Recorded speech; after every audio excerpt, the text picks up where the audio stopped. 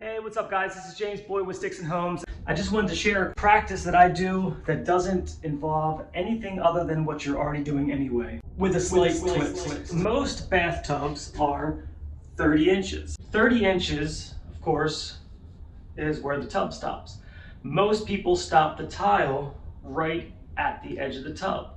If you just continue the tile a little bit further, and as you can see, I've done it on both sides, and I typically come out either 33, 34, 35, 36, whatever kind of looks good, but give yourself a nice chunk of tile.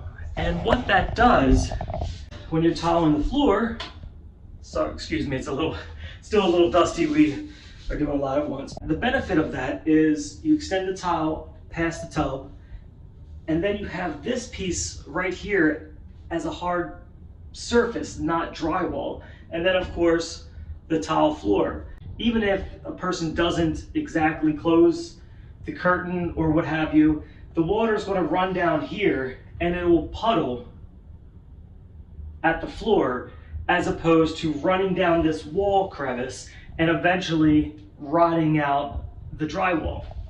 But a lot of people, for whatever reason, stop it at the tub.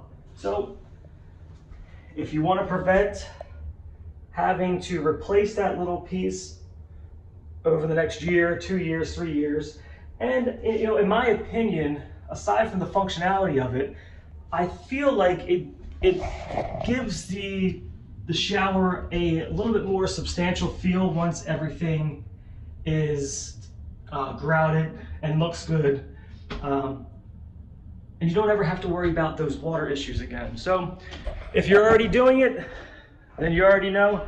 But if not, maybe incorporate that technique into your next rental or remodel. I hope you found it helpful. If so, please give it a thumbs up. Consider subscribing to my channel for anything related to what I do around the house, little projects, real estate investing tools, tips and techniques, and other before and after parts of my remodel.